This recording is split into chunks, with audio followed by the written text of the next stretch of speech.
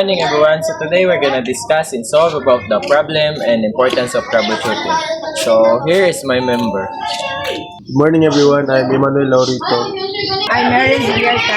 And I am J.R. Salgas. So today we're gonna discuss about the importance of troubleshooting. So, troubleshooting is important because it helps fix problems quickly, preventing delays and keeping things running smoothly. It saves time and money, avoids bigger issues, and keeps systems safe and efficient. It also helps ensure customers are satisfied by resolving issues fast.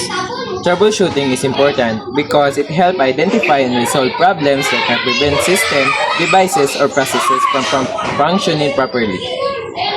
Whether it's in technology, machinery, or daily tasks, effective troubleshooting ensures things run smoothly, minimizes downtime, reduce the risk of further damage, and save times and resources.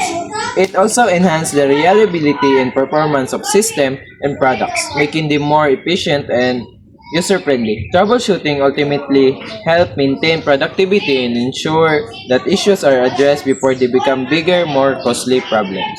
Troubleshooting involves identifying the problem, checking connection, rebooting devices, updating software, reviewing error messages, testing components, using diagnostic tools, verifying settings, and consulting documentation for solution. So today we're gonna look and solve a problem in computer. So, mauni ang computer nga among gigamit karon sa among pag-setup. What's up? Good morning sa inyo aday dira. So, maura ni mo ang problema ni kay mailan na naon niya. Maura ni among gigamit. Do specs ra ni guys. Ara, pakiton ka mo para mas matanaw ninyo. Upat ra day mi sa isa ka member. Mura na mong system unit, das mo na mong monitor na mura na guys. So guys, i-check sa nato kung mugana ba. Wala na gana, wala ni siga ba. So gipangita na mo problem. So ang una dyan yung inumduman, start from the simplest problem into the most pinakalisod na problema. So mo na gisaksak sa namong power para i-check and get testingan if mugana ba. Sinigya po mugana.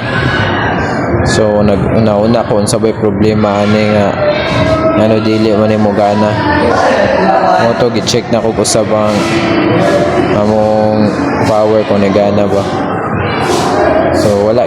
So mo to guys, gana na ang problema ra day kay wala tarong og saksak ang extension wire. So mo to siga na siya and mogana na. So ang problem day ani kay no display, nag-on ang computer nag-on ang system unit pero wala siya display guys. So mo na away pakita na ako kung unsay nakabutang. Nanara na siya guys, di gapon siya mo on ang monitor maski naka-on ang system unit. So testingan na to na unsay makabutang. Dato na to. Una siya gipindot sa nawo unsay makabutang.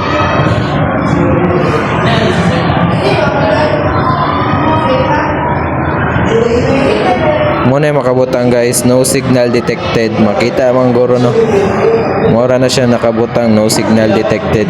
So mauna siya giusab na ako og pindot and no gabay gawas, no signal detected.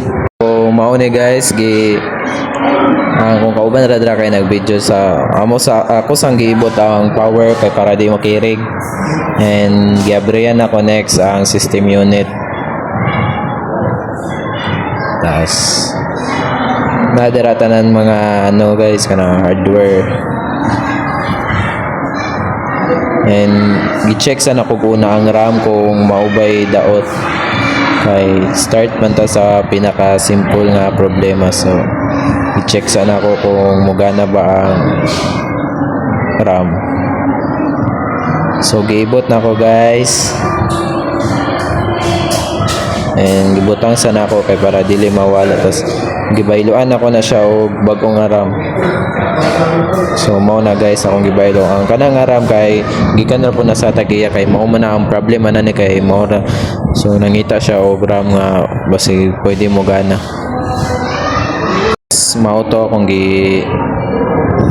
gitaod and gi-check na ako kung compatible ba siya or mugana ba siya. So gitarong sa namo. So dira guys na nagka-problem kay nag-beep ang sounds pag on ako sa system unit. So mo gyapon di gyapon mo gana ang kaning display, so gisaksak na ako na tas gi-on ako. Dili man ma-record guys pero nag-beep na siya guys. So mo na siya dili gyapon mo gana.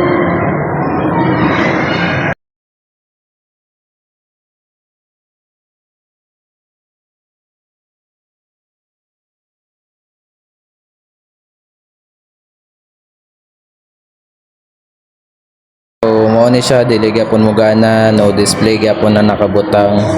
So gi-isa-isa sana mo check kung unsay mali. So gibot sana nako and gibayluan akong hard disk. Ang hard disk na po akong gibayluan kay basig na ang problema.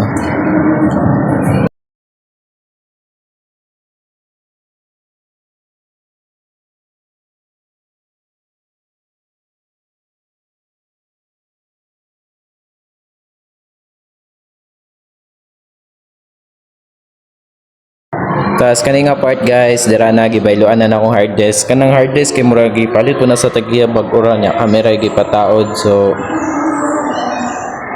mao na guys, gi-check sa namo, gisaksak na mong SATA and ang ubang cords niya.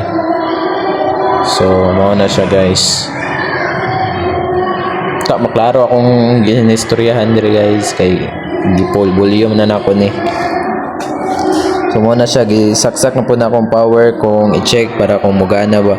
Ang mali dito ganiya guys kay ang RAM kay wala tao daw tarong bantog nag-beep-beep og kadagan. Kasara mong daw mo beep dapat. Nagitarong na ako kay basig di mo on. Then mo na siya guys. Nagulat ako og mugana ba. So na may nitingog and mo to murag mugana na jud ni siya. Tas, mo to guys, nigana na jud. Salamat, thank you, bye bye.